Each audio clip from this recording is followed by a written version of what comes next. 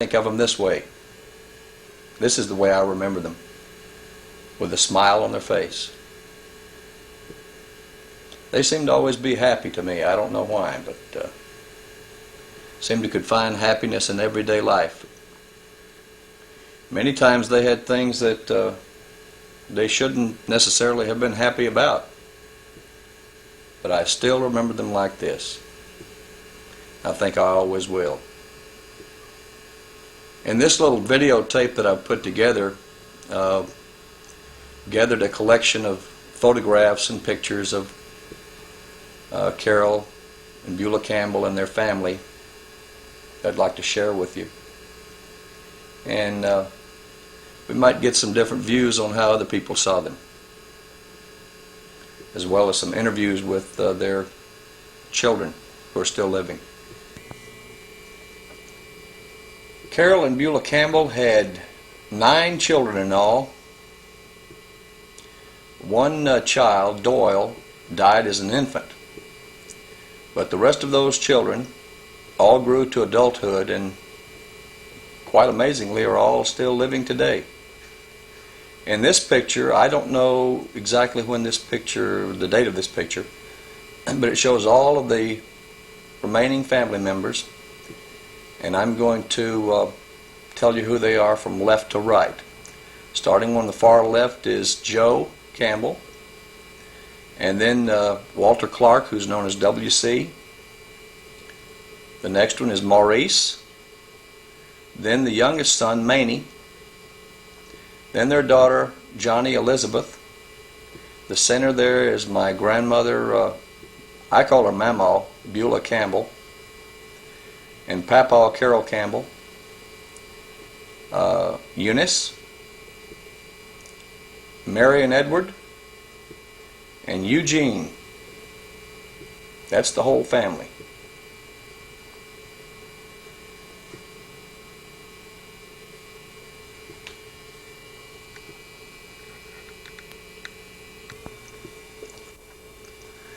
I couldn't find a lot of pictures of my grandfather Carroll Campbell when he was real young, but this picture, he's still quite a young man living in Houston, Texas, and this picture also was made before he had a problem with polio.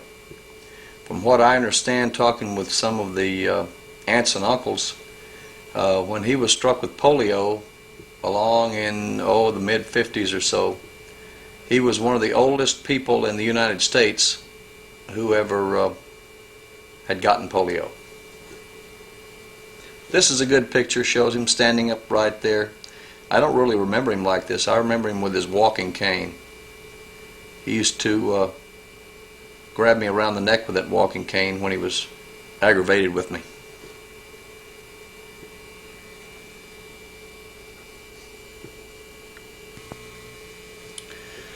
Now here's a picture that probably was made somewhere in the mid-1950s. Here again, I couldn't find out the exact dates on these, but this is a picture of my grandfather Carroll Campbell and his oldest son, Mary and Edward. I call him Uncle Ed. And his wife, who is passed on now, Aunt Doris, is standing to the right there. As I mentioned a little earlier, we're going to have some interviews with the children. And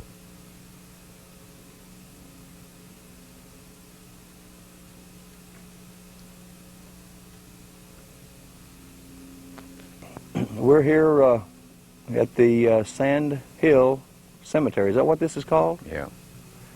And we're talking with the oldest member of the Campbell family, of the Carroll Campbell family, my Uncle Ed, Ed Campbell. How you feeling, Uncle Ed? I feel fine. You do? Yes, sir. Well, what do you think about this day? And it's wonderful. It is? Yes, it sure is. Well, is it kind of fun coming back to the old hometown? Yes, sir. And It taking a sure look is around? fun. Well, I just wanted to ask you a few questions about yourself and the Campbell family. Okay. we're putting together a little documentary here about the Carroll Campbell family, which your daddy. And let's just start back when you were born. When were you born? November the 6th, 1919. 1919. And where were you born? In Short, Texas. In Short, Texas. Yeah. Is that far from Center? No, not too far. About 10 miles. About 10 miles? Okay. And then after you were born, where did y'all move? Well, moved on a farm somewhere. I don't know where. Is that the farm we looked at before? No. So that place came later? Yeah. How old were you approximately when y'all moved to that place? Oh, well, I'm about 4 years old. And you moved to that place over on the hill there? No. Oh, well, how old were you when you moved to the place on the hill? I was 14. 14? Yeah. So you were already in school and everything? Yeah. Did you have a job? No, just going to school. Did y'all raise a crop there? Yeah, yes, we sure did. Oh, what'd you raise? We raised cotton, corn, sugarcane, and potatoes. Peanuts? No peanuts. You didn't, huh? No. Okay. Would you have any horses or cows or anything like that? Yeah, we had one paint horse. One paint horse. Her name was Winnie. Winnie. Yeah. I said, well, you tell me a story a few minutes ago about Uncle W.C. used to ride that horse down to the mailbox or something? He sure did. And nobody else was allowed to ride it? Oh, yeah, man, everybody could ride that horse. Oh, really? Well, then after y'all lived on that place, then we looked at another place closer into town there called Rogers Place? the old Rogers Place. Yeah. Now, when did you move there? Well, I about 14 years old when we moved there. When you moved to the Rogers Place? Yeah. Well, you just told me you were about 14 when you moved to that other place. Well, about 14 when we moved from the farm up to there. I see. Okay, then how long did you live at the Rogers Place? Well, about 5 or 6 years. 5 or 6 years. I've asked all the rest of them who their mother and daddy was. Of course, I know because it was my grandparents, but just for the record here, who was your mother and daddy? What were their full names? Carroll, Franklin, Campbell. And your mother? Beulah, Powell, Campbell. Powell Campbell. Okay. Now, later on, the family moved from Center into Houston. Yeah. Do you remember about what year that was? Well, I moved to Houston before they did. Oh, you did yourself? Yeah. I lived with my grandparents in Houston. Well, I never knew that. Yeah, I was 16 years old. And who were the grandparents you were living with there? Let me see. Aunt Bessie or? No. Papa Martin and my grandmother was Beulah Martin. I see. And you lived there with them, and then the family moved down later on? Yeah. What did you do? I went to school at Jefferson Davis High School. Okay. And then you took a job there? Yeah. What did you do on your job? I worked at the textile mill. Textile mill? I would pick up a waste. I see. Then, did you ever work for that motor freight lines? No, I never did. That was Papa. Yeah. That was your daddy. Yeah. Okay. About how old were you then when you were working at that textile mill? About 17. 17 or 18, huh? Yeah. Then did you go in the service? No. I didn't go in the service till 1944. And were you married at that time? No, I wasn't married. You wasn't married when you went into the service? No. You went into service in 1944? Yeah. 1944, huh? Okay. 1943. 1943? Yeah. Okay, because I was born in 44. Yeah. And, okay, then when did you get married? June June the 11th, 1941. 1941. Yeah. Okay, and you married a lady named Doris Buckner. Doris Buckner. Yeah. Doris Buckner Campbell. Yeah. And Aunt Doris, if I'm remembering correctly, had a little daughter named Barbara Ann. Yeah. Yeah. And she had a little daughter, about Barbara, and she about a year old. And you became her stepfather and raised that girl. Yeah. But then you had a couple of children on your own. What were their names? One was named Gary Michael Campbell, and my baby was Glenn Edward Campbell. So you had two sons and a daughter. Yeah. Well, then after you got out of the service, what did you do? I went back to railroad. Went back to. By the way, what did you do in the service? What branch? I was in a railroad battalion. The Italian? Railroad battalion. The railroad battalion. Yeah. I see. I see. That's right. Built railroads and stuff. Okay. Then you came back and you went to work for the railroad. I went in service while working for the railroad, and when I come back in service, I went back to my regular job. So you got your seniority back there then. Okay. How long did you work for the railroad company? 40 years. Railroad. It's not really a railroad company, is it? Railroad lines. Yeah. And you worked there how many years? 40 years. 40 years. Yeah. Well, that's quite a long time. Yeah. What was the name of it? Houston, Belton, and Terminal. Houston, Belton, and Terminal. Yeah. I was an engineer. Okay. And y'all moved, and I know you had lived at several different places around Houston there, you and Aunt Doris, because I remember visiting y'all, you know. Then after you retired, what'd you do? Well, I just been watching television and just living by myself. Taking it easy, huh? Yeah. Well, what's your favorite television program? Well, Gunsmoke. Gunsmoke. With old Marshall Dillon. Yeah. Okay. Well, yeah, I know that you're living. You have your trailer out there in Pasadena. That's the place where I picked you up the other day. Yeah. You got a real nice big trailer that you're living at out there. And well, we just want to find out a few things about you. Is there anything that you can think of that may have been something kind of funny or comical that happened in the family? You being the oldest one, you must know everything that ever happened in the family. No, nothing. Everything was always funny to me. Did you always get along with the rest of them? Yeah, always. Never any fussing and fighting?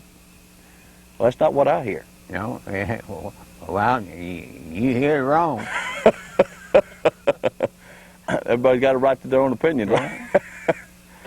Well, Aunt Eunice was telling me a funny story there one time that, she was thinking about some old times, and I thought maybe you were. Hey, by the way, you used to sing with the family, didn't you? Yeah, sure In fact, from what I understand, in talking with you today on this trip up to Center, you started a Tuesday night singing at one of the old churches there. At Pentecostal Church at 72nd Avenue H. 77th Avenue H? Mm-hmm. And then Papa took that over from you. Yeah. Okay. And the whole family was quite known as gospel singers. Yeah, Did you do it? My whole family was known as gospel singers. What part did you sing? I sang loud tenor, and sometimes alto. Yeah. And whatever left, I sang. I see. Well, I can't think of a lot else to ask you. We're going to put together this little documentary, and I'll take a look at it. And years from now, we can look back on this and see what we looked like in 1987. Okay. It's been nice talking with you. Now, thank you. And give us a big old grin there, and a nice wave. We'll see you later. Okay. Thanks, Uncle Ed.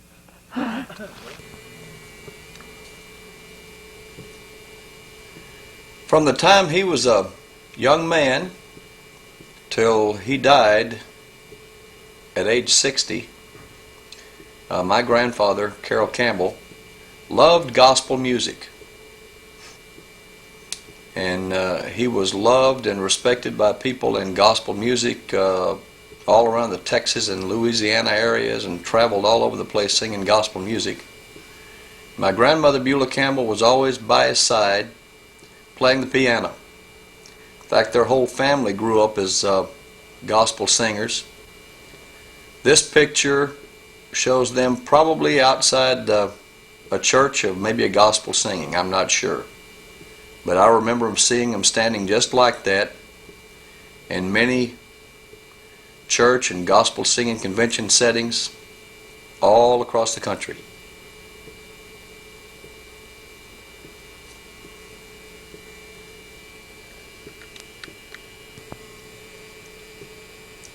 The second child born into the Carroll and Beulah Campbell family was named Johnny Elizabeth, their first daughter.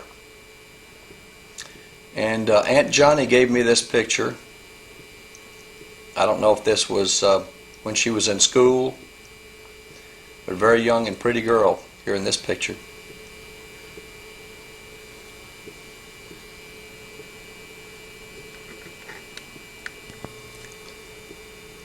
Aunt John Elizabeth married a man named Earl Carpenter, and I don't know if this picture was made when they were just dating, before they were married, or after they were married. But it shows them standing by probably one of Uncle Earl's old cars. Aunt Johnny's got quite an interesting story to tell about when she and Uncle Earl got married that you'll hear a little later on in the documentary here.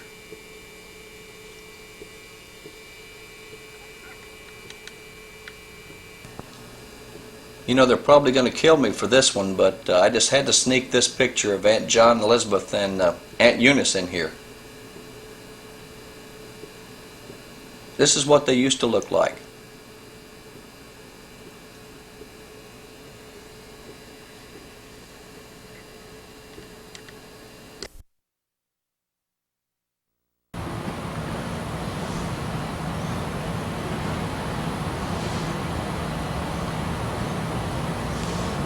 Truth. Yeah, I do want the truth. What's your name, please? Johnny Elizabeth Campbell Carpenter. Okay, and Some name, isn't it? well, that's a good name. And you're a descendant of the Campbell family, right? Right. Well, how many daughters are there in the Campbell family? There's two in the Campbell family. And Me and Eunice. you and Eunice. Mm-hmm. And did you have brothers also? Oh, yes. I got a whole lot of brothers, 6 of them. Well, what's their names? Ed, Jean, Maurice, W.C., Joellen, Manny Martin. Well, that's quite a few, huh? Yeah, half a dozen. Now, I understand when I talked to your brothers before that there was also another brother that was born that died as a child, I think. Yeah, we had a little brother, Doyle was his name. He died at 6 months. What did he die of, do you know? Bowl hives. What is it? Bowl hives. Bowl hives. I see. That's what they called it back then. I think they have another name for it now. Oh, I see. Well, who was your mother and father? My mother was Beulah Powell Bailey Martin, and my daddy was Carroll Franklin Campbell. And do you remember your grandparents? Yes, on my mother's side there was Ed Martin was my grandfather, Della Bailey was my grandmother. On daddy's side, our grandfather, our grandfather, died before we were ever born, but his name was Manny Campbell. Manny Campbell. And what was That's the name that he goes by. We have recently found out that his real name is Marion Franklin Campbell.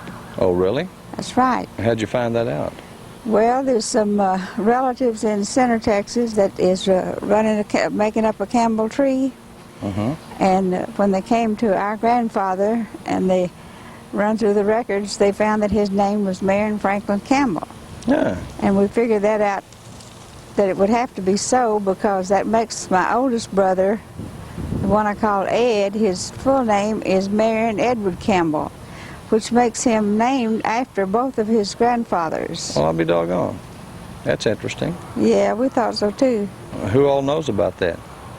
Well, I don't know. Everyone that I've talked to, I've told. And also, our baby brother, Manny Campbell, his full name is Manny Martin Campbell.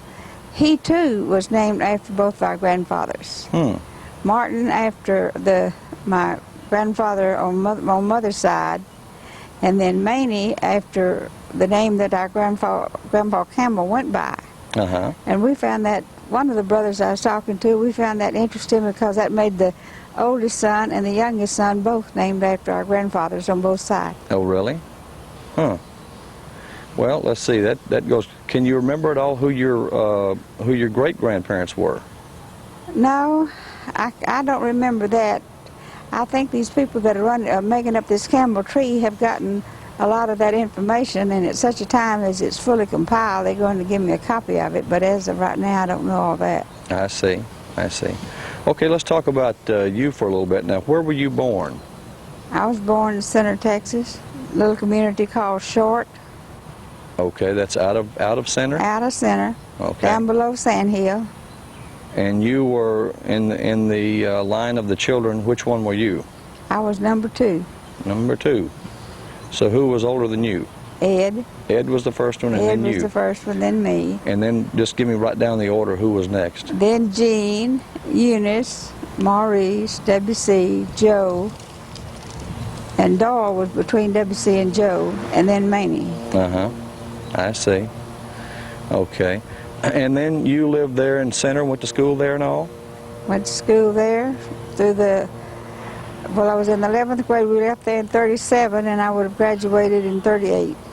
So you left the 11th, you went to the 11th grade in Center? Yeah, and then finished up in Houston here at Jeff Davis. At Jeff Davis School. So that's when you moved. What year was that when you moved to Houston? 1937. 1937.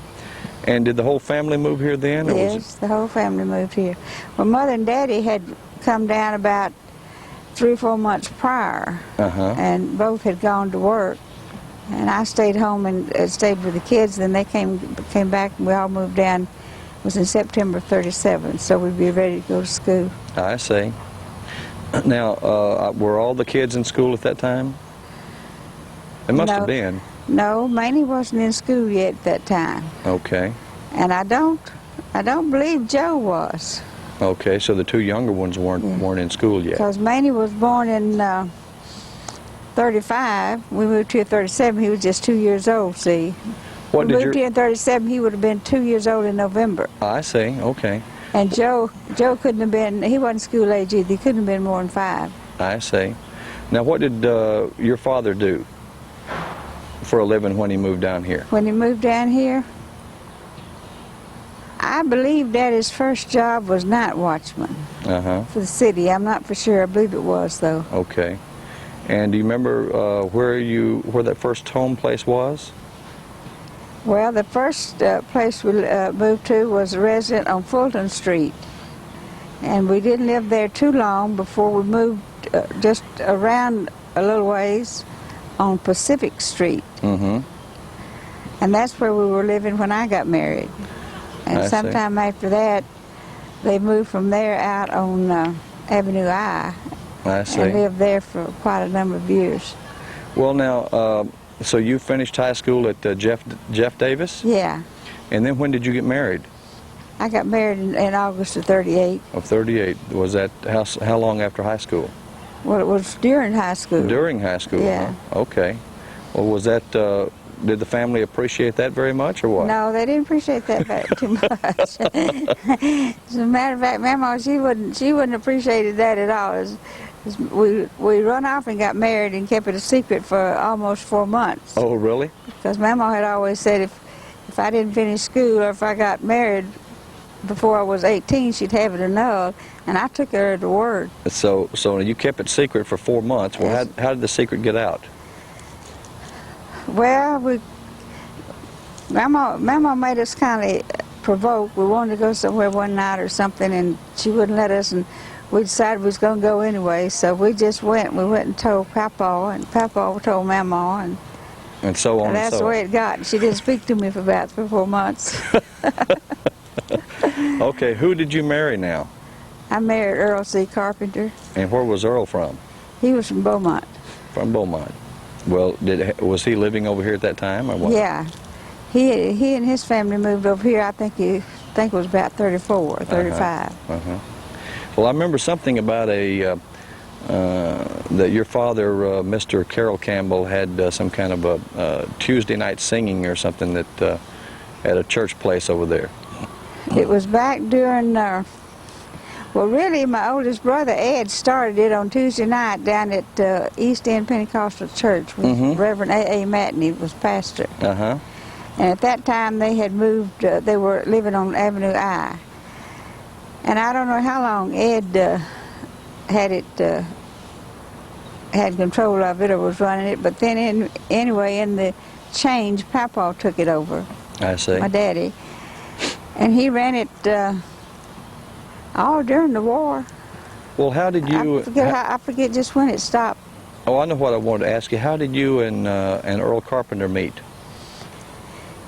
Well, we met through a girlfriend of mine that I was going to school with, Jeff Davis. And she lived out in Denver Edition. And I was out visiting her one Sunday evening, and of course it was arranged that I would meet Earl at that time. Was he going to school too, or? No, he was going to apprentice school to be a plumber. I see. Which he turned out to be a plumber and has been for a number of years. I see. Okay. Well, now how long have you lived at this place? Right here at 709 West 31st. We moved here in 1959. That makes us having lived here 27 years. 27 years at this place. Well, you got a beautiful home here. Did you have children? Oh, yes. I have 2 daughters. What are their names? The oldest one is Earlene Elizabeth Carpenter Lutke. And she's 40. She was born in Beaumont, Texas. And then we have another daughter just 13 months younger. That's Joanna Carpenter. She was born here in Houston, Texas. And she's still single, unwed. I see. I see. Well, when you moved over to Beaumont there, you were living there at that time, or? I didn't, well, I went to Beaumont during my pregnancy with my first child because I was unable to go up and downstairs. At the time we were living in a garage apartment upstairs, and places were hard to find. And I was kind of on the puny side anyway, so went there and stayed till after she was born, then I come back to Houston.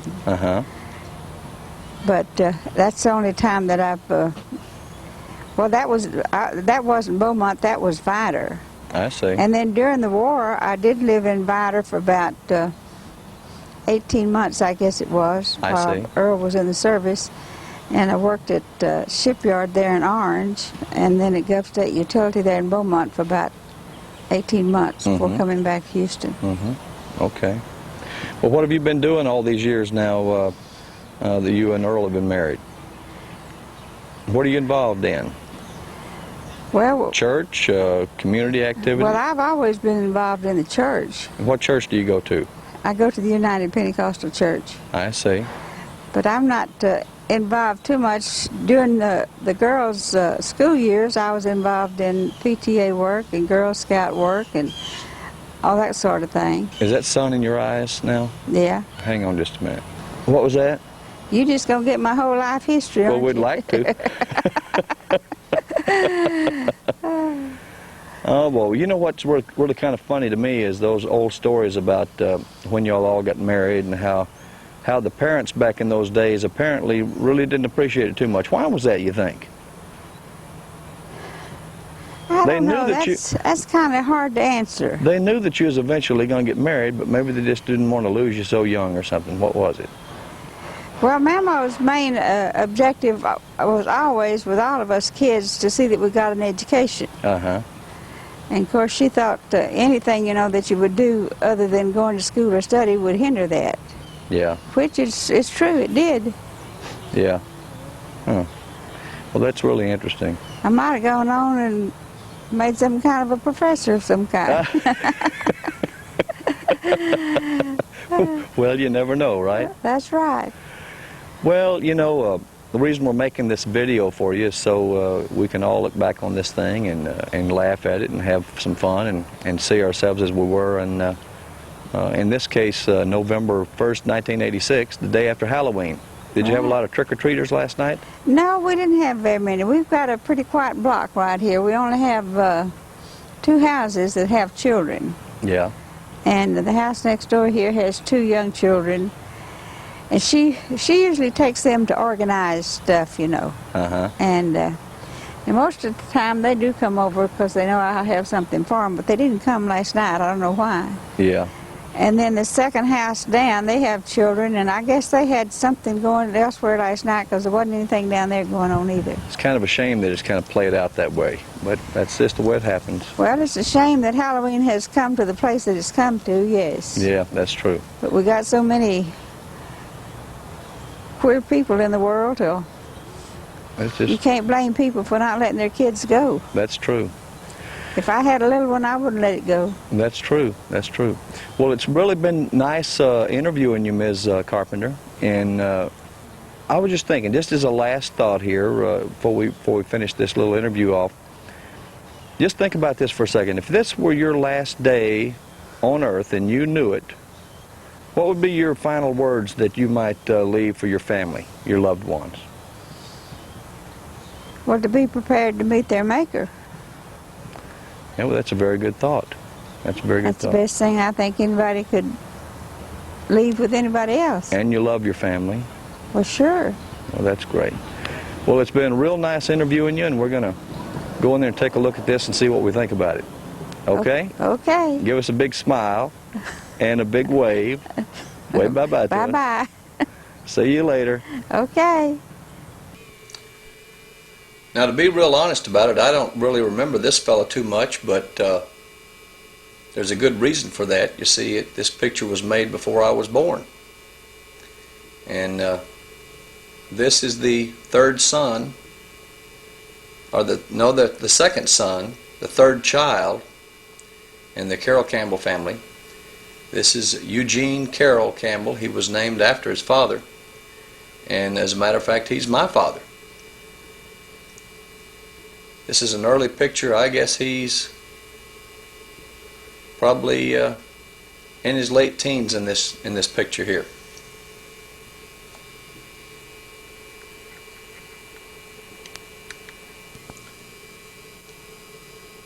This is a rare picture that Aunt Johnny had.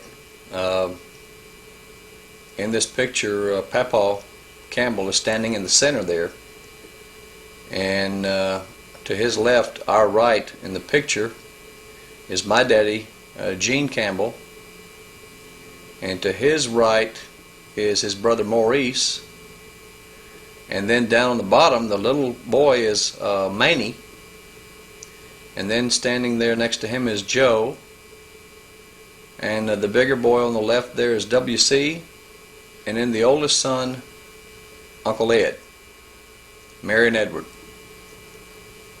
This is one of the few pictures I've ever seen that have just all of the sons of Carroll Campbell in it.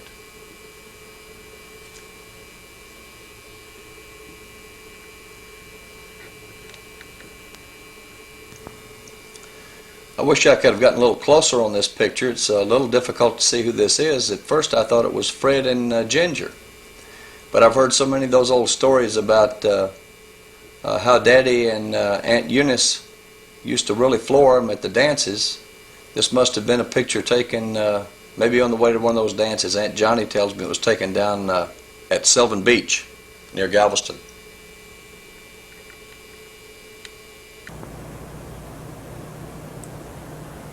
Well, here we are out here in your backyard, you might say, at the, what's the name of these apartments? Tamarack Pines and Woodlands.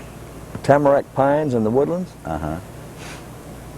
And we're here, this is my daddy, of course. I feel kind of silly asking him what his name is, but just to keep the record straight here, what is your name? Eugene Carroll Campbell. Okay, and where were you born? Born in Center, Texas, just out of Center there, a little settlement out of Center. Oh, really? Was it actually considered Center, or was it... Well, I guess you could call it short, just out of Center there. Was that the same place Uncle Ed was born? I really don't know. I think so. He was down in there somewhere. Because I remember when I talked with him, he had, I think he said Short. Yeah. And what year were you born in? March 20, 1923. March 20, 1923. Mm-hmm. And you went to school there in Center? Went to school there in Center, I see. What was the name of that high school there? The only thing I knew was Center High. Just the Center High School? Yeah, and I left there in about, seemed like about the third or fourth grade, and we moved to Houston. Oh, so you didn't go to high school in Center then? How old were you when you moved into Houston? I was about 12 or 13, I guess. I see. Now, you are the third child in a family of originally 9 kids. Right. And there's Uncle Ed, Aunt Johnny, and then you. Right. Who else is in the family? Well, it's After you? Those 3, it'd be, I think it'd be Eunice, Maurice, Joe, Manny, and You left out one. well, Doyle. He's passed. He passed on when he was a That's right, Doyle. infant. Where did he fit in there? I think he was between W.C. and Uncle Joe? and Joe. Yeah. Huh. Okay. Well, after you moved to Houston there, then you finished school there. No, What- I never did finish school. Oh, I you- went to about seemed like it was 11th grade. But Yeah. what grades you went to there? You went in Houston. Yeah, I went what- to Jeff Davis High School. Oh, right really? here. And then what did you do when you got out of school? What did I do What did you do? when I left school? Well, there was many of us. I helped Daddy support the family. I did different jobs. I had several different jobs. I had a paper route one time, and then Well, didn't you tell me one time you used to drive a truck or something? yeah, I drove a truck for several years for Parker Brothers Motor Company, for Parker Brothers Concrete there in What Houston. what gravel truck or what? Well, yeah, concrete and gravel. I see. And then, how old were you when you went into service? I know you were in one of the branches of the service. I can't remember which Well, one. I think I was 18, if I'm not mistaken. Me and your mama got married right after I went into service. I see. So you got married after you went into the service then? Right. And I was born not too long after you was in the service there, I think. Yeah. Somewhere along. You was a baby when I went overseas. Well, just for the record here, now your kids' names were what? Walter Jean, David Carroll, and Ruby Sherry. Okay. Campbell. And they're all still living, They all of course. still living, got their little families of their own. Sherry lives pretty close to you here now, doesn't she? Yeah, Sissy lives about 10 minutes from me here. She lives over here in Spring, right at the edge of the woodlands. And, of course, David lives up Conroe here, about 8 miles from here. And I'm still living in Houston. Yeah, and you still living there in Houston. Well, now, your mother and daddy are already passed on now. Right.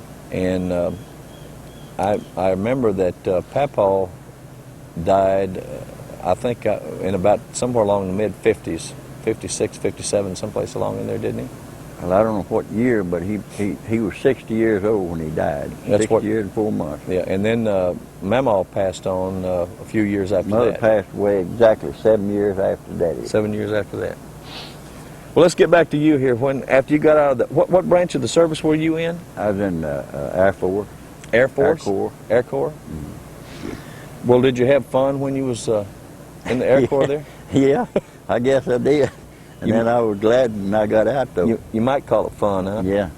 Well, any of those... I remember that you had a good buddy you went in the service with, Uncle... I used to call him Uncle J.W. J.W. Bates. Bates, uh-huh. Yeah. He and I went in the service together. He wasn't really an uncle, but we thought of him kind of as an uncle. Well, you know, back in the old days, my kid, their kid, and all, if they're close to one another, they ain't an uncle, you know. What about that one story that you told me that time when you was driving that truck and getting shot at over there in India or someplace? Was that you? Yeah, I was driving the supply truck for the mess hall. Because I remember you was a cook or something, wasn't you? Yeah. I was driving the supply truck, and I come into the market to to get it loaded up for supplies for the mess hall. Well, everything was just normal on the streets and all, you know. Was that day or night? Daytime, and of course, right in the middle of the war. And I left that. Market, I had a basket of eggs. God dog, they must have been that big. And I come back out on the street, there wasn't a sign of life nowhere. Nothing but just them Chinese soldiers and guns on the street. Uh-huh. And boy, they motioned me to get out of there, and they didn't have to do it the second time, because I hooked them through that old truck in fifth gear, and here I went. And they were shooting at me and everything else. Well, they wasn't shooting at me, they just shooting all over, huh? Yeah. And I might have had a dozen of them eggs left, and I got back to mess hall. You wasn't dodging them potholes too much. You ain't joking. I was down trying to get underneath that dash just to see that road enough to go. Well, now, you told me another funny story about somebody was cooking or something. Or no, I think what it was some of those Indians or some of those people was cooking in a pot out there. Yeah, and they were. And one of your friends threw some pork or something, bacon or something out there. Yeah, they were strictly vegetarian and no meat. So what'd they do when you threw that? And I didn't. One of them cooks there throwed me a piece of bacon, and pork they were showing up scared of. You thought you was doing them a favor, yeah, I thought I'd help them. I just walked over and threw it in that pot, you know, and that dog was about 50 of them jumped up there, and I started knocking them down with an oak paddle that we stirred them beans with, about fast as I could reach them. They took in after you, huh? Yeah, they but thought that was big. Sergeant, he got in serious trouble about that. Oh, really? Yeah, because I didn't know. I thought I was helping get something to eat. Oh, really? Oh. And you just trying to help them out, huh? Yeah, and they were fixing to put me out for good, man. They come up with hot tamale peak. And so what was it? Hot tamale? Hot tamale peak. Oh, hot tamale peak. That's their way of cursing, I guess. You still don't know to this day what they were saying? No, I sure don't. Well, let's go a little further now. When you got out of the service and you got back, you came back to Houston. Right. Did you have any problem in the service other than that? Seemed like one time you said you Well, I went AWOL one time and come home when I was at a debarkation center and thought that I didn't figure I'd ever get to come home if I didn't come then. So I called Daddy and he sent me some money. And I bought me some civilian clothes and went AWOL and come home. And of course I went back. Did you get in a lot of trouble for that or what? Well, they court-martialed me, and I think I was a corporal, and they busted me back to private. No, but you didn't have to go. You didn't have to go to jail or nothing, no? Yeah, they put me in the brig. I was in there for about a month, and then they shipped us out, and I got 6 months sentence. But when they put me out, or let me out, we went overseas, and then they canceled my sentence. Figured they needed you more in the war over there. Yeah, that's right. Than they did in jail. Huh? Well, then you got back. What'd you do after you got back out of the service? Well, I got back in '46, I believe it was, and I went to driving a truck for Parker Brothers. Up a dump truck and concrete truck and all. And then I bought some trucks of my own. Yeah.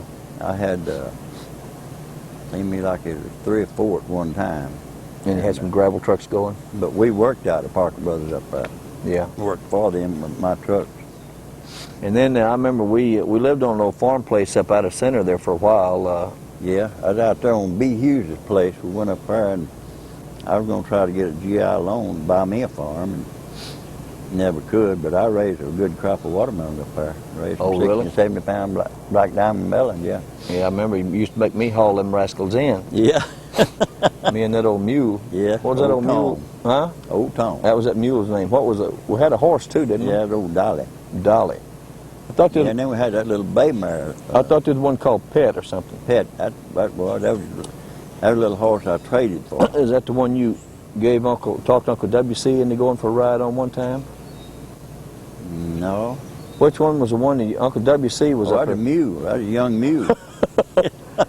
Well, what happened on that story? I bought that mule, and W.C. was going to ride that mule. I told him, I said, okay. And I helped him saddle her up, you know, and held her till he got on, turned her loose, and went to bucking off down through the pasture there and throwed him down there in a sort of a gravel pit and just skinned him from head to bottom. I remember he was all skin up when he Yeah, came he back. sure was. And then he wanted me to ride the mule, and I didn't want to. I was scared to, but I got on and rode her anyhow. I said, well, if he gets skinned up, I might as well. Yeah. But I rode her, luckily. Yeah. Well, that's good. Well, I remember we raised watermelons on that place, and then a while later we moved back to Houston. And you went to work out there, I think, for Phillips. Right. Phillips Petroleum. Yeah. Joe, I think Joe went to work out there first, and he got WC&I on, or vice versa. I don't remember. Just Yeah. Well, I remember there's a whole slew of you. Yeah. Campbell three brothers. of us worked out there. Yeah. And then after you worked at Phillips for a while, something happened and you had to quit there. What was it? Well, I went in business for myself in the automobile. Well, I know you hurt your back or something, didn't you? Your arm or something? Well, I hurt myself. I fell off a crane out there and broke my arm. Yeah. But, And then you went in business for yourself into the automobile business. Right, yeah, and I stayed in that, till I retired, you might Yeah, say. that's right. Well, you had automobile businesses there in Pasadena around, and Yeah, I had one right there at, right on that point, that old Capitan Theater there. And then I had another one in LaPorte. uh-huh. And I worked for 2 or 3 dealers. That one down in LaPorte was a Country Boy Motor Company, wasn't Right, it? That's it. And I was the old country boy. Well, how long you been living up here now? Did we say that before? I can't remember. Here at Tamarack, Uh-huh. I've been here about a year, past January. I see. And I really enjoy it. It's nice, clean, pleasant place. Well, it seems like a beautiful place. Yeah, they keep everything up good and everything else. I like the plants and the flowers and things. They're really they pretty. keep the yard up and everything real nice.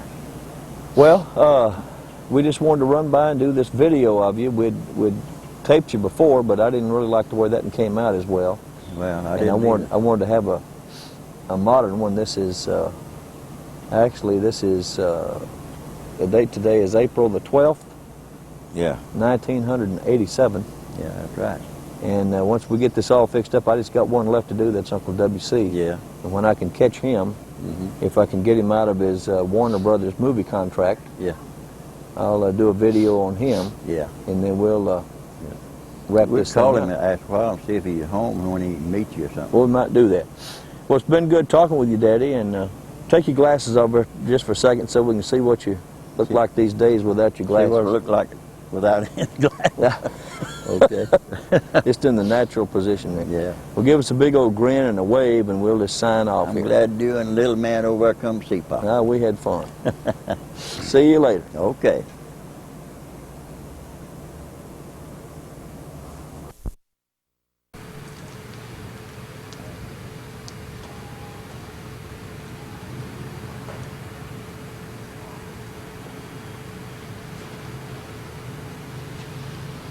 Daddy is showing David the old courthouse on the square of Center, Texas. And from what I understand, at one point, my grandfather, Carroll Campbell, was a clerk of district courts here in this courthouse.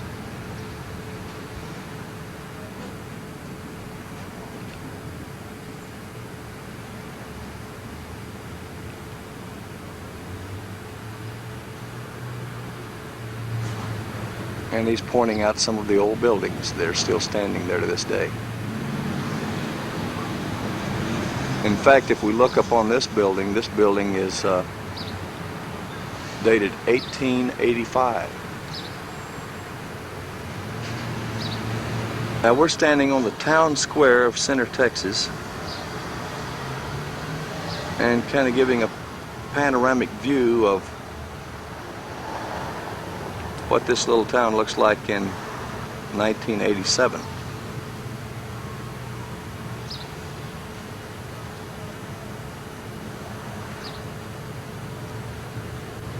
There are a lot of memories here of the Campbell family.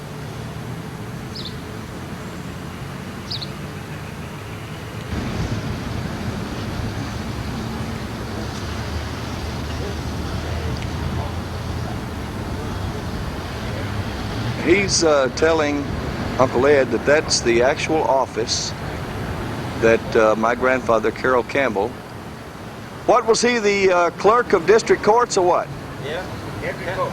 My daddy, Carroll Campbell, our daddy, Carroll Campbell, clerk of district court back in the 1930s. The 1930s, in this building? Right here in this building, right here in this corner office, right there. Hmm. And so forth.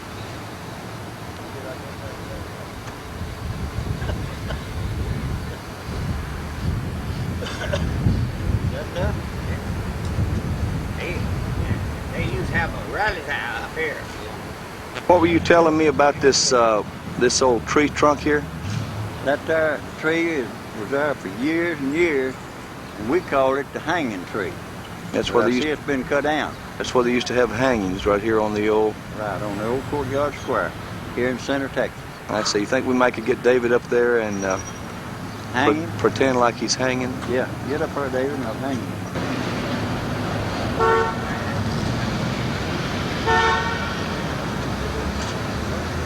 Get that old pain. The hardware store pain. Yeah, hardware. Where is it? Hardware corner. Pain hardware. That's one of the old stores. The old Payne hardware store.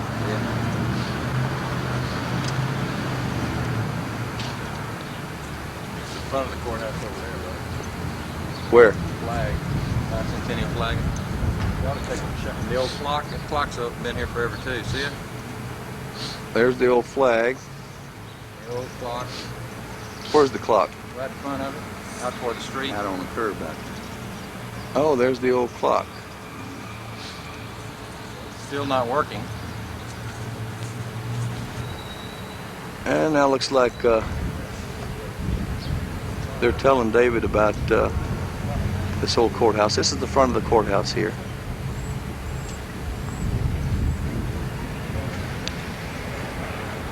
Old building. I think this has been here since the...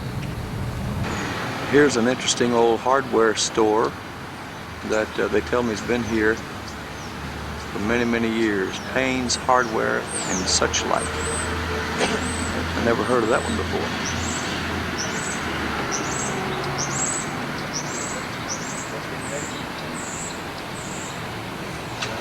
I understand this old place has changed now. They call this the old Rogers place. And that's the front door. They tell me there used to be a porch across the front, but this was where the Campbell family lived for a long time when they were in Center here.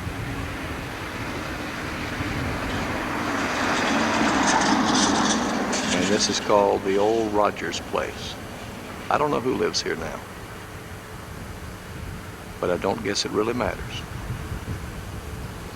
The old house is still. This is the site of the old Carroll Campbell family country place. I don't really know what they called it.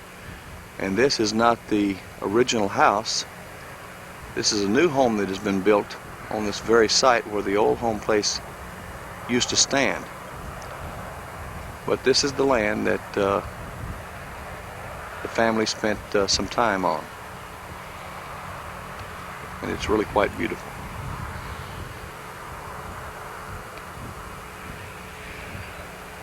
Must have been several hundred acres in here. And they farmed.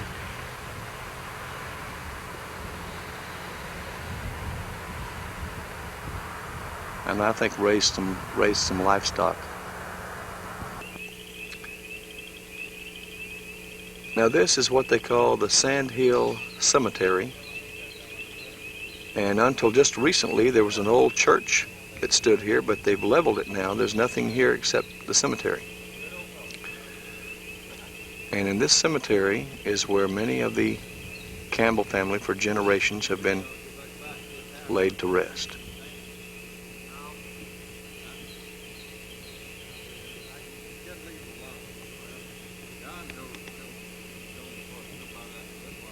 That's Uncle Ed, and I believe he's looking at the tombstone, headstone of his father and mother.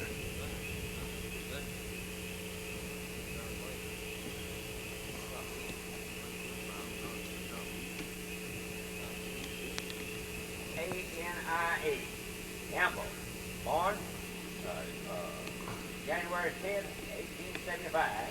Died June the 23rd, 1913. 1913. Now, who was he? My grandpa Campbell. Your grandpa. Yeah, yeah. Tell me whose headstone this is. This is our mother and daddy, Beulah and Carroll Campbell. Daddy was 60 years and 4 days, and mother was 67, I believe. I can't figure it out there. But anyhow, that's what it was. And mother passed away 7 years after daddy did. So they were both about the same. No, That'd 67. be 3, 67. 67, 64, yep. She's 67-year-old. She died 7 years after that. That's right. I don't know if we can see this or make this out real well, but this is the original Can you move the flyers? tombstone here of Doyle Campbell. Doyle, Doyle. D-O-Y-E-L, Campbell. Our baby brother, he died as an infant. He was born in June Died in November. 6th of 1931. 1931 and died on November 1st, 1931. 31. So he was just a few months old. Right. Well, we need to get up here and clean that off where we can read it, don't we? Either that or have it redone. Because it's just about that grave there has got to be. Well, it's over 50 years old. Yeah. You can put the floor out and you can clean that off first. 56 years old.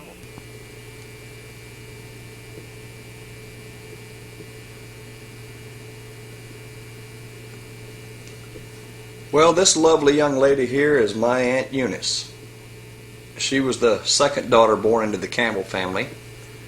And she and Aunt Johnny were the only two daughters, by the way. I think I might have mentioned that a little earlier in the film.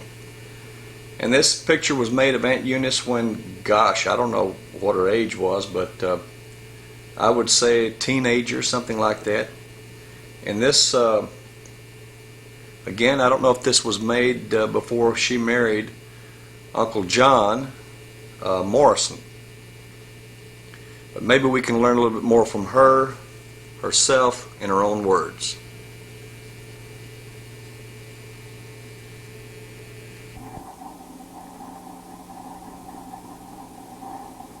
We are in the home of my Aunt Eunice Campbell Morrison. That's right. And it's just a couple of days after New Year's in 1987. And Aunt Eunice, how are you doing today? I'm doing great. I noticed you were limping a little bit when we came Well, in. what's the spur on a hill? Well, take your spurs off. You're not supposed to wear your spurs. I did. That's my problem. I had spurs on. Oh, you did? But I took them off. Just one. You just one spur. I see. Well, let's talk about you for a little bit. We've got your brothers and your All sister. 6 of them? Well, not all of them yet, but we're going to Okay. get them all on here. We've got them, and we've been interviewing them for a little videotape that we're doing here and asking them a few questions. And we want to just ask you a few personal questions about yourself and see if it jives with what the rest of them have told us about you. Oh, boy, let me get settled for this. Okay. Okay. All right, first of all, where were you born? I was born in Center, Texas, or a little community out of Center in Shelby County. And it's just called Shelby County? Mm-hmm. Okay, out of Center, Texas. And who was your mother and father? My mother was Beulah Martin. Let me back up. Beulah Powell Martin Campbell. Well, I wanted to get that cleared up because we had a little bit of a problem with that middle name of hers. Or was Powell like a maiden name, or was that a family name? No, it was a given name. A given name. I don't know where Big Mama and Big Daddy got it, but that was a given name. How do you spell it? P-O-W-E-L. Because one of your brothers, Uncle Joe, Put 2 L's on it? no, he said it was Power, like P-O-W-E-R. Well, she did have the power, too. Maybe She that's where was you got powerful, huh? it. She was powerful. Okay. If you don't believe it, you ask any of them. All right, now your father was Carroll Carroll Franklin Franklin Campbell, Uh-huh. and your mother Beulah Powell Campbell. Do you remember their parents' names? Yeah, my mother's parents' name was Della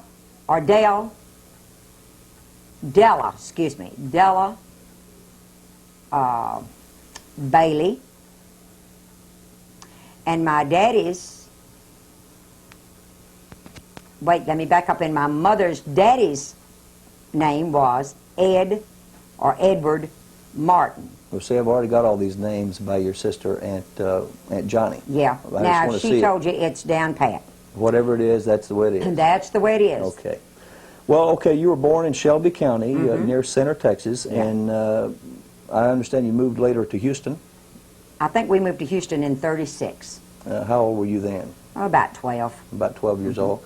So you started to school then up in Center, and then moved to Houston. Where did you go to school in Houston? Went to the first school I went to in Houston was Marshall. Then I went to Edison, then Milby, and then I got married. Okay, Milby. You graduated from Milby High School? No. I didn't graduate. I married before I graduated, but then after as a matter of fact, about 10 years ago, I went and got my high school diploma and took some courses in college. Oh gosh, that's great. Through Angelina County Junior College. Okay. All right, well, when you finished high school there then, or got married before you finished high school, then who did you marry? I married John Kenneth Morrison. From where? From Shepherd, Texas, here in San Jacinto County. And you moved up to Shepherd then, or what? Well, we moved to Shepherd after several years. We were married about 4.5 years. Then we had our first child, James Kent. Then we had our second child, almost 9 months and 30 minutes later. And Sandra Joan Morrison, and her name is Riley now. She married a Riley. I see. Well, they were close. I never realized they were that close. Yeah, they were real close.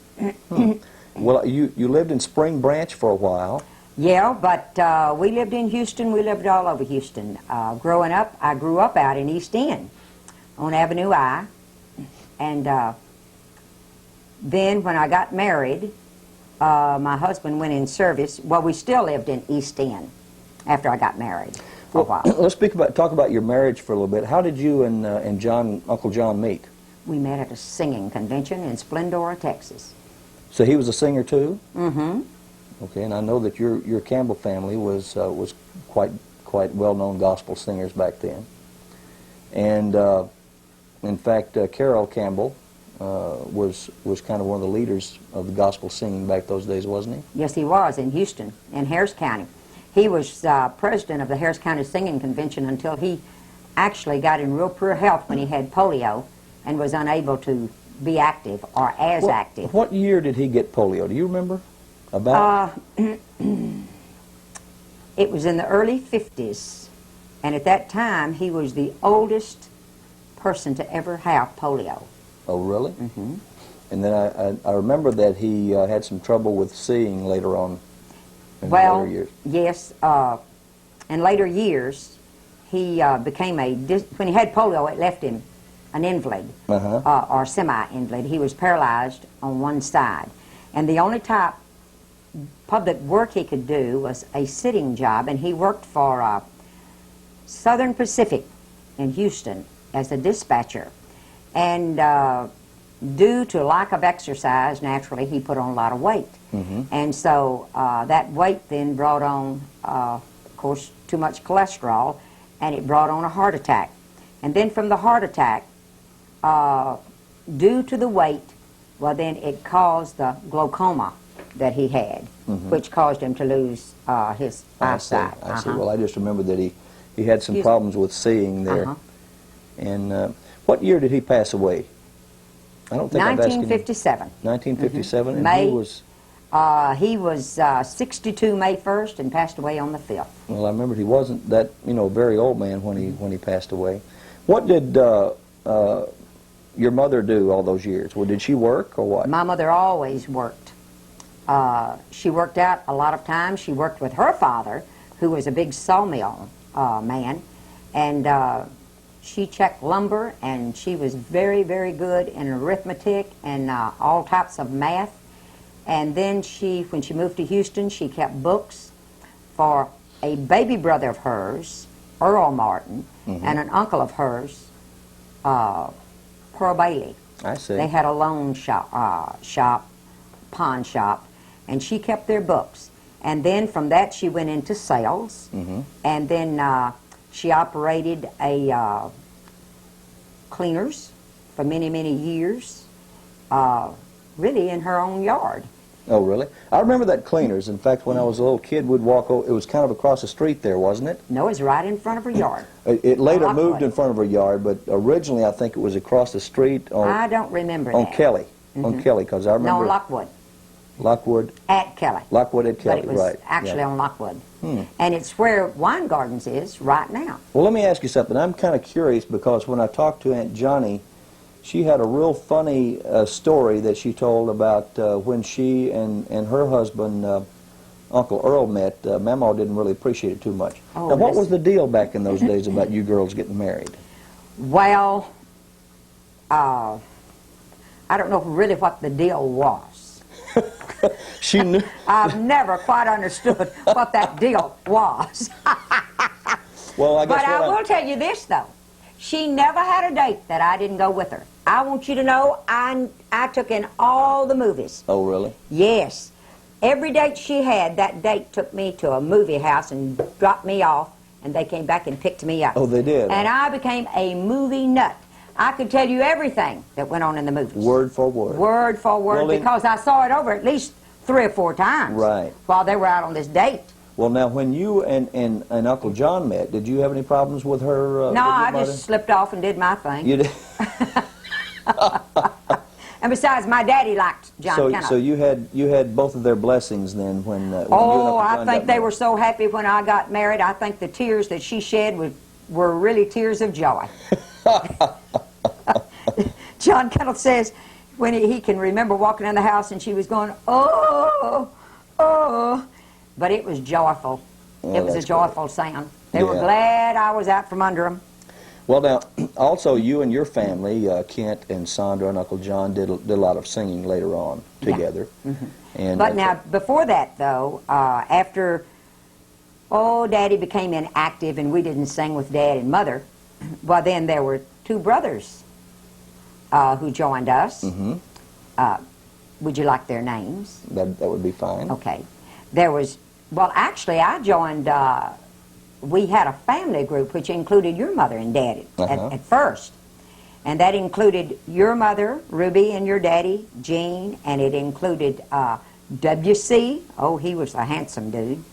And then Joe Weldon, and then Mamie Martin, and then John Kenneth, and myself, and we had Melda Bigham, and then who played the piano for us, and we were good. But then they What was the name of that group? we called Campbell Airs. The Campbell Airs. Campbell Airs.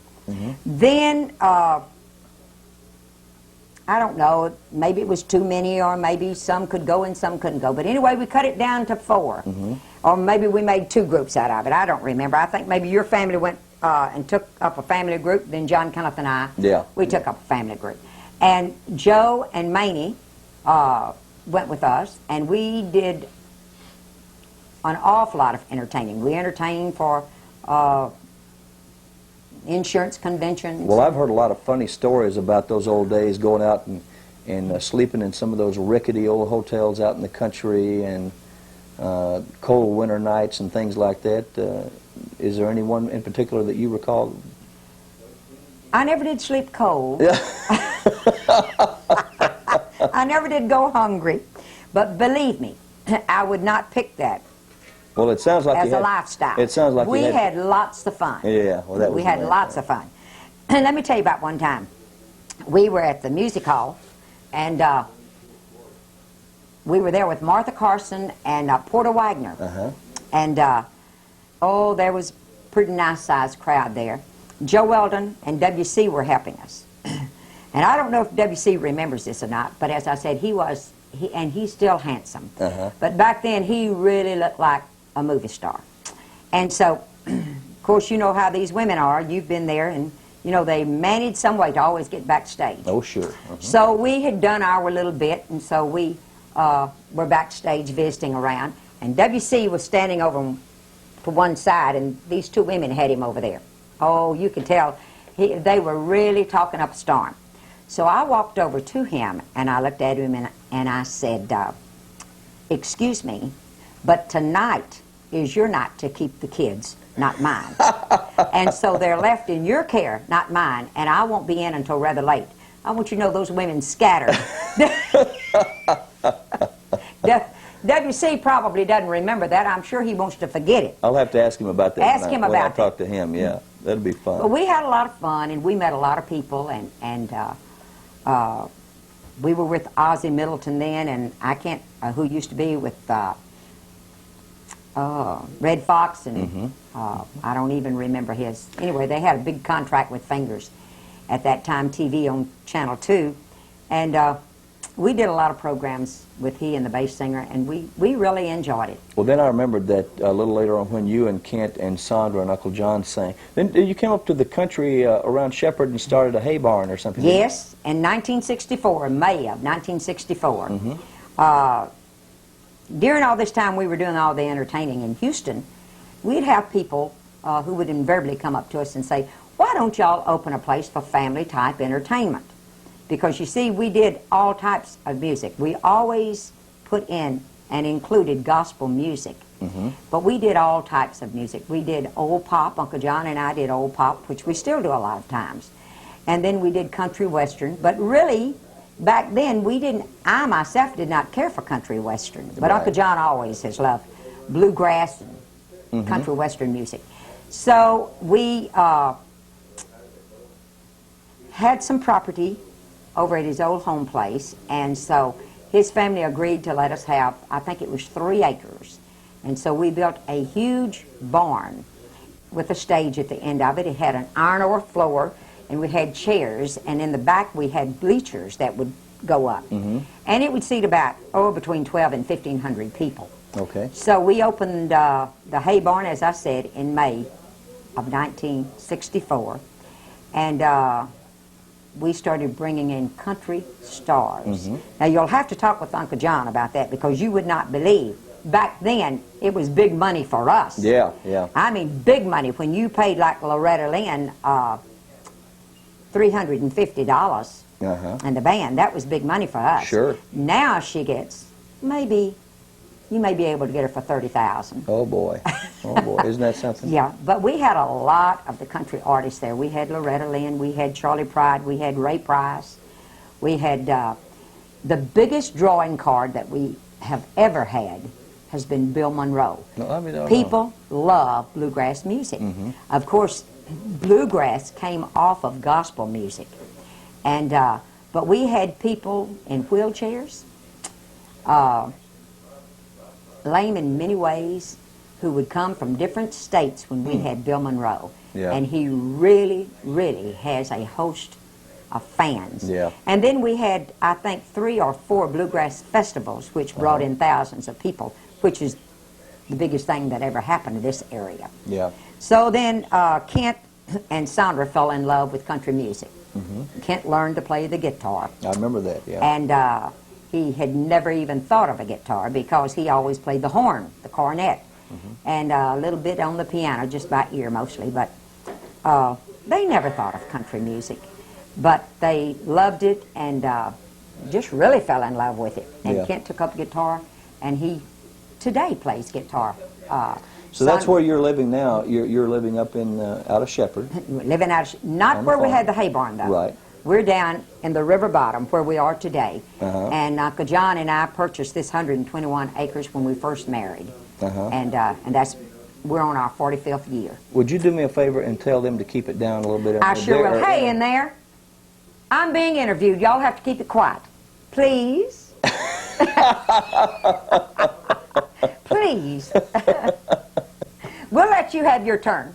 We're going to play this back now and listen to we it are? and see what it sounds like. Okay. I'd just like to ask you one other question, and it's something that I've asked all the rest of them, just as a thought. Of course, this is something not really pleasant to think about, but for example, if this were your last day on earth and you knew this was your final statement, let's say, that you could make to your friends and loved ones, what do you think you might say to them? I'd ask them, if they know Jesus.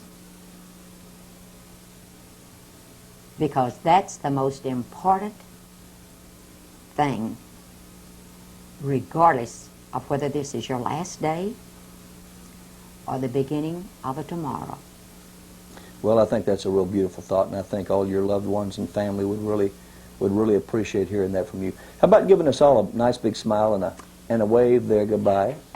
Yes, and come back again, Walter Jean, when my hair's fixed and my makeup's on and I've got on my Sunday dress. Okay. Okay? All right. Bye-bye. Bye-bye. Here's a picture that Aunt Johnny came up with for me. This picture was probably made, I'd guess, right around the turn of the century. It's kind of hard to see who these people are because the picture's so old, but the little girl on the far left is my grandmother, Beulah Campbell. She was 7 years old in this picture. And the lady there, I believe, is her mother holding Aunt Floyd. And then there's Pearl Bailey holding Aunt Pearl, who was 1 year old. Floyd was 3 years old, by the way. And then over on the far right is Aunt Flossie, who was 5 years old.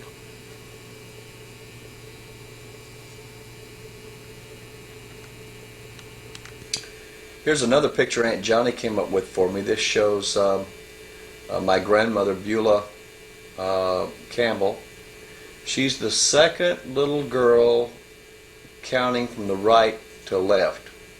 She has a light blouse on and a dark skirt. It's kind of hard to see her face in this picture because it's so old, but that's her. And then somewhere in this group of ladies or young women here is Aunt Betham.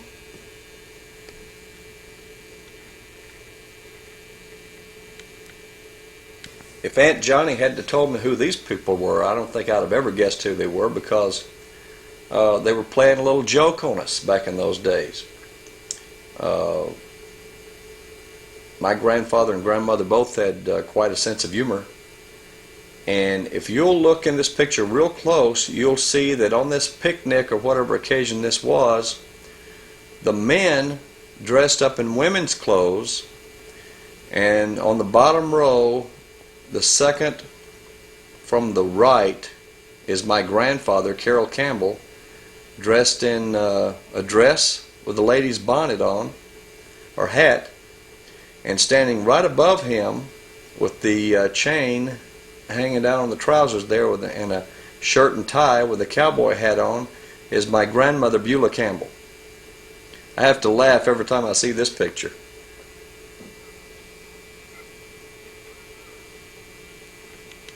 I tried real hard, but I couldn't come up with pictures of all the great-grandparents for generations back. But this is a picture that Aunt Eunice had mentioned before, her mother's mother, Della Bailey Martin. And her name was Della, by the way. This is my grandmother's mother.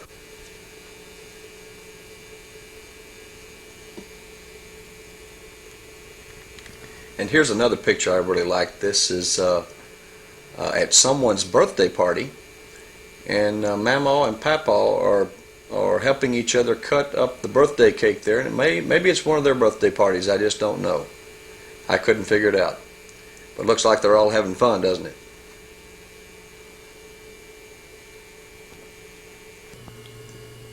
Well, in the Carroll Campbell family, they had a son, a daughter, another son, another daughter, and then this little fella came along. And he tells me that he was the most talented one in the whole family, and it was a big family too, of course.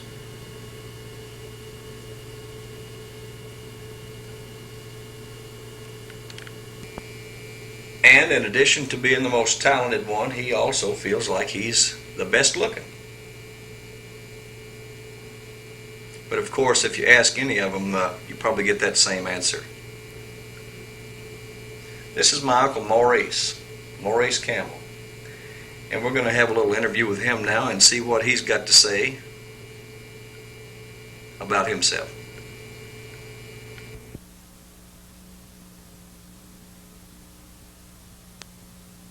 Okay, here we are for another episode of The Rich and the Famous in the home of Mr. Maurice and Betty Campbell. Up out of Livingston someplace, Lake Livingston or someplace up here. And we're interviewing my Uncle Maurice Campbell, who's sitting there on the couch, relaxing. And let's just start off the interview by asking you, Uncle Maurice, when were you born? Born June the 6th, 1927. June the 6th, 1927, and where were you born? Center, Texas. I think most of the family was born up there, weren't they? I think they were all born there. Some of them say Shelby County. I'm not really sure on what the difference between Shelby County and Center is. Well, there's a difference between a county and a town. Oh, is that what it is? I'm glad you cleared that up. You were born up in Center. Did you start the school up there? Yes. What school did you go to, you remember? I went to Center Elementary School, I guess. I went through 5 years in school in Center. Through 5 years, and then you moved to Houston? Yes. Where did y'all move down there? Moved to Fulton Street in the north side of Houston. I see, and then you went to school down there when what, junior high? Or? Well, yeah. I went a year at Marshall Junior High. I started in junior high when we moved to Houston, and then we moved to east end of Houston, and I finished my junior high school at Edison Junior High. Well, I remember seeing some articles about you in the newspaper where you played basketball, or you play a lot of sports in school, or what? I played some. Weren't you all-city basketball? Or? No. You weren't? Mm-mm. Not even all-state, huh? No, I could easily have accomplished all that, but had you wanted to. Due to the lack of interest. But you could have been there, right? Yeah, no, I enjoyed it all, I'll tell you that. Just think of the money all those old boys are making now playing pro There's basketball. a lot to say about that, ain't That's for sure. Well, let's see now, did you, when did you get out of school? I got out of school in 44. I quit going to school and joined the Merchant Marine. You joined the Merchant Marines, and when did you meet Aunt Betty? Well, I met her, I guess you could say, in 44. Did y'all meet in school, or what? Yeah. She was going to the same school? Uh-huh. Well, that's where a lot of people meet, I guess. I was talking to Aunt Johnny before, and she met Uncle Earl, I think, through a schoolmate or something like that. Well, anyway, when did you and Aunt Betty get married? We got married in October of 1945. Is that right, Aunt Betty? That's right. October of 1945, and then y'all started raising a family. Where did y'all live in Houston, or where? Yeah, we lived all our lives in Houston until we moved up here. Okay. And you have how many kids now? I have 4 children. What are their names? Larry, Manny, Jay, and Debbie. And Debbie. They all still live around the Houston area? Yeah. Well, Jay moved up here a short time ago. Well, Larry's got a place up on the lake here too, doesn't he? Yeah. Okay. And Debbie still lives down there, and Manny still lives in Houston, I know. Yeah. Well, let me see here now. After you, what did you do down there? What was your occupation? I worked for the telephone company. For most of your life, didn't you? Well, that's 32 years of it. And then you retired with the phone company. Right. How long you been up here on the lake now? We've been living up here going on 9 years. I've been retired for a little over 7. Oh, really? Gosh, the time flies. I didn't realize it'd been anywhere that long. It to me, I agree with you. It don't seem like it's been that long. Well, how you like it up on the lake? Oh, gosh, I'll tell you, this has been the best part of my life, living up here. Y'all have really adapted to it then? We really enjoyed it, for sure have. Well, I know your family all really enjoys coming up here and seeing y'all. Of course, we get to come up here and don't have to pay for anything. See, well, that's great. We enjoy having y'all come. And then your brother Joe lives right around the corner here, and Manny. Yeah. They both have a place. Old Joe and Manny, and now Jay. Larry got a place over there. Is Larry going to keep his place, or is he going to sell it? He's talking about selling it. I don't really know what he's going to do. He's very unpredictable. Yeah. Well, if he's like me, I need the money so bad right now, I'm about selling anything I got.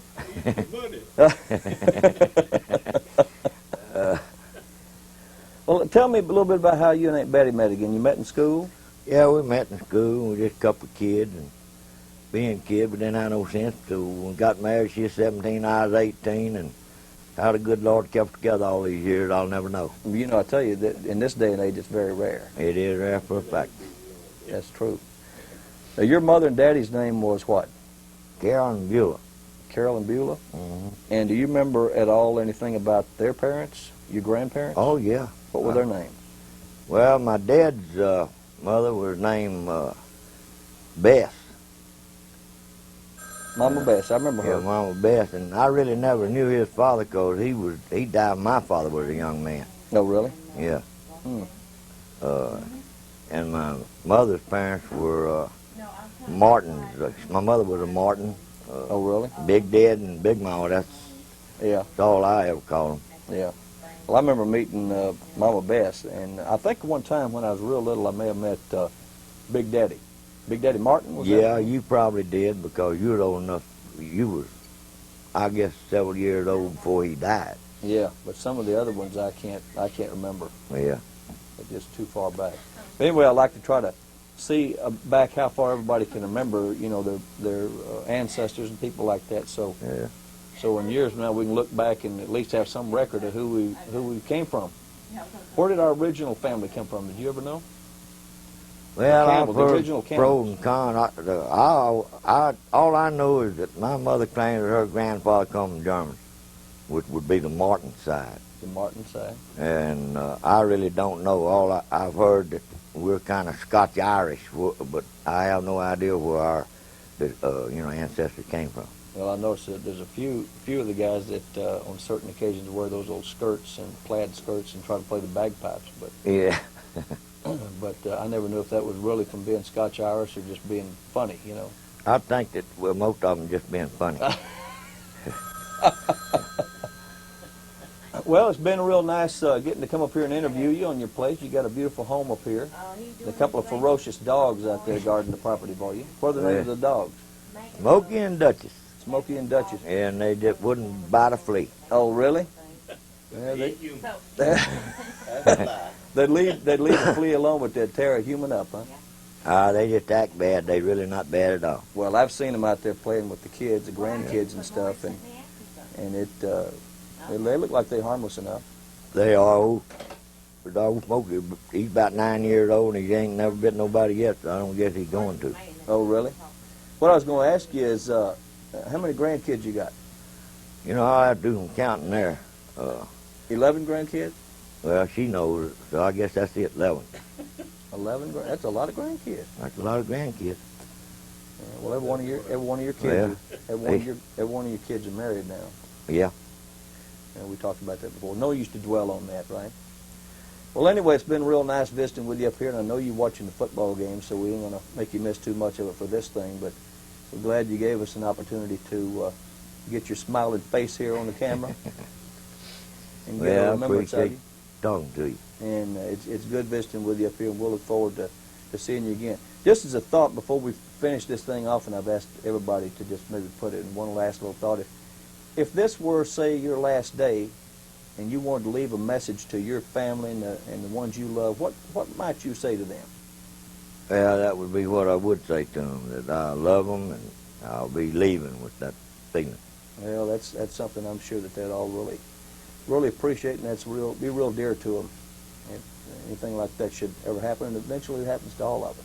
Well, it's good to see you, and give us a nice big old smile there, and a wave,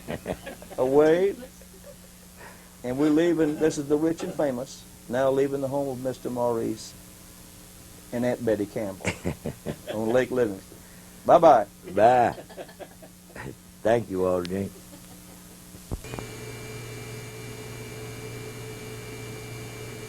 Even though most of my memories of Papa Carroll Campbell were of him smiling with a big grin on his face or singing a gospel song, he did have his serious moments too, and this picture kind of shows him in a little serious mood. I think he was probably watching a baseball game on TV.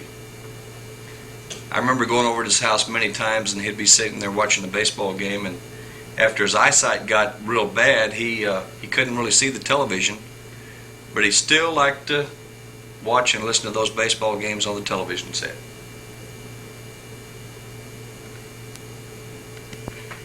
And here's a rather serious picture of Mamaw, alias Ma Barker Campbell, after she was in a police lineup someplace, looks like. Boy, she'd kill me for that one, wouldn't she? If she was here today, she'd really have my skin over that remark.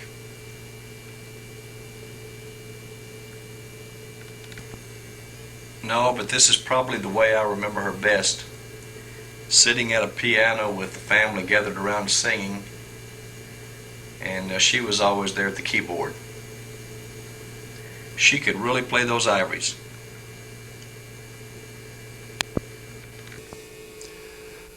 Well, I've about run out of room on this tape, and I'm going to continue the story about the Carroll and Beulah Campbell family on part 2 of another tape. But here's one final picture for this side. This shows Mama and Papa with a few of their kids. From left to right on top is Uncle Joe, then Aunt Eunice, Uncle W.C. The lady behind him is my mother, Ruby, and then my father, Gene Campbell, standing there. And Mama and Papa, of course, in the front. This picture, I believe, was made maybe at a singing convention or something like that. I don't know exactly what the occasion was for, but I know they had some of these pictures made up to give out to people, and this is one of my favorites. See you on part 2.